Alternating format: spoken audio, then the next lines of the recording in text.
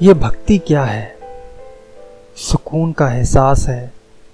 भक्ति बड़ी खूबसूरत मिठास है, खुशियों का लिबास है।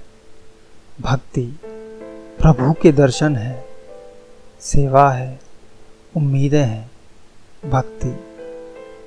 अबे काय की भक्ति, कौन सी पूजा, कैसी अर्चना? भक्ति का मतलब ही होता है इनटू योर ओन हैप्पीनेस। इसके बाद all you got to worry about Chhath की पूजा, पीपल की पूजा, ग्रहों की शांति, चूतों का मंदिर, दान पुण्य जो कभी तुम्हारी मेहनत की कमाई थी। इन इंसान के बनाए गॉड को ना कोई खुश नहीं रख सकता। ए happy human made God is a myth. तू मीराबाई को देख ले, जब तक दासी नहीं बनी तब तक बोलता रहा तेरा तो बाप मर गया, ससुर मर गया और तो और पति मर गया, मैं तुम जैसे इंसान के साथ कैसे रह सकता हूँ। और जब बेचारी दासी बन गई तब बोला अरे तुम तो दासी बन गई, अरे मुझे तो एक नॉर्मल इंसान चाहिए था, मैं कैसे तुम्हें अपना सकता हूँ।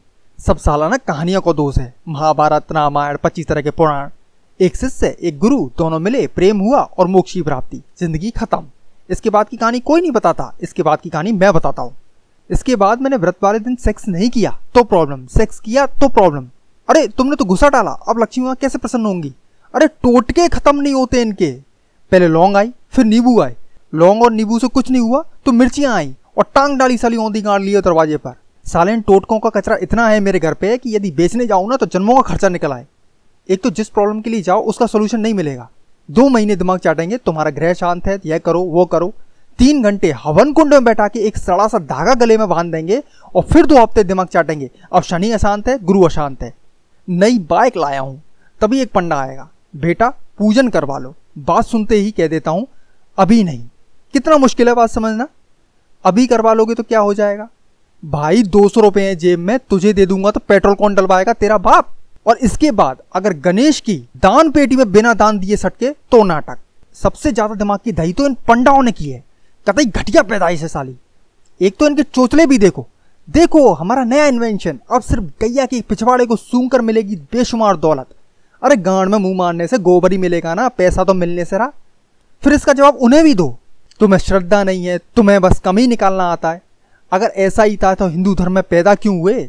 अरे मुझे क्या पता मेरे बाप, जाके देवकी नंदन से पूछना। मैं तुझे बता रहा हूं इन मंदिरों में ना पंडित के भेष में बहरूपिया रहता है। शर्त लगा सकता हूं, जिस कलर की चड्डी उसी कलर की टट्टी। व्हाट्सएप पर चैट कर रहा हूं, तभी मैसेज आएगा, इस मैसेज को 3 लोगों को शेयर करो, कुछ अच्छा होगा। पढ़ के मैं भी शेयर कर देता हूं। इसके बाद तो फेसबुक, व्हाट्सएप, ट्विटर, मैसेज पर मैसेजेस शुरू। अबे ये लोग काम क्या करते हैं दिन भर। एक मैसेज को शेयर मत करो तो 5 मिनट बाद इन मैसेज में एक भूत जैसी औरत दिखने लगेगी, उसको भी इग्नोर करो तो धमकी भरा मैसेज आएगा, मैसेज शेयर नहीं किया तो 3 महीने तक मुट्ठ नहीं मार पाओगे। साला 10 मिनट में कुछ अच्छा होगा से 3 महीने काला पानी की सजा मिल चुकी होती है। अब पता चला ये यूएस वाले लोग इतने सक्सेसफुल क्यों होते हैं, because they don't have these gods to screw their happiness ना।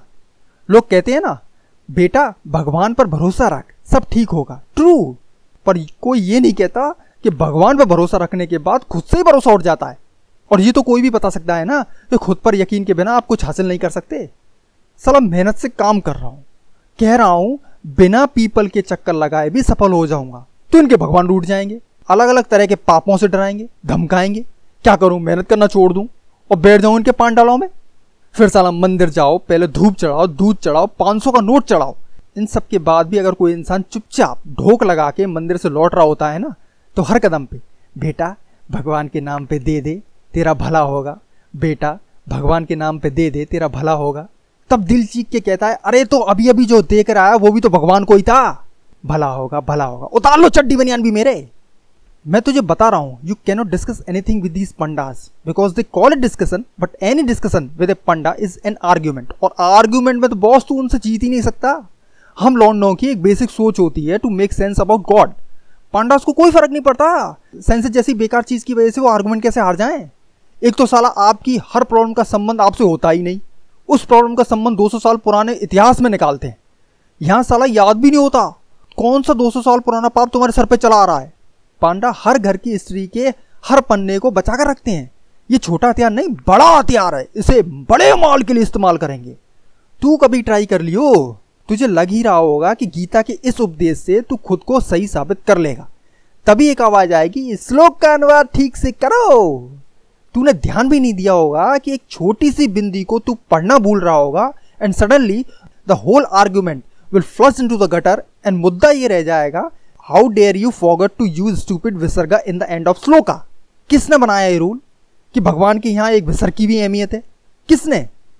साला वो बीच आर्गुमेंट में तुम्हारी माँ बहनों को पीरियड्स के टाइम पे मंदिर में घुसने से रोक दे तो कोई दिक्कत नहीं, वो बीच पूजा में तुम्हारे फोन बजने से तुम्हें पापी कह दे तो कोई दिक्कत नहीं, वह तुम्हारी मेहनत को सफलता में तब्दील ना होने पर काल सर्प दोष में बदल दे तो कोई दिक्कत नहीं, वो तुम्हारी बीवी के बच्चे ना होने पर किसी बाबा के यहाँ चक्कर लगवाए तो कोई दिक्कत नहीं, वो तुम्हें कथा प्रवचन के बहाने तुमसे लाखों रुपए ऐंठ ले तो कोई दिक्कत नहीं, पर साला तुम अपने भगवान की सही अहमियत समझाने के लिए एक श्लोक क्या गलत पढ़ दो तो सारा मुद्दा खत्म, वो सही तुम गलत। बच्चे की छठ पूजा पर उसको पुजारियों के चारों ओर क्यों रखा जाता है? क्यों रखा जाता है? क्योंकि वो मंत्र और उच्चारण उस बच्चे को सावधान कर रहे होते हैं कि कौन आ रहा है तुम्हारी जिंदगी में, एक बेड़ियों में बंधी जिंदगी। इट्स रेडिकुलस यार।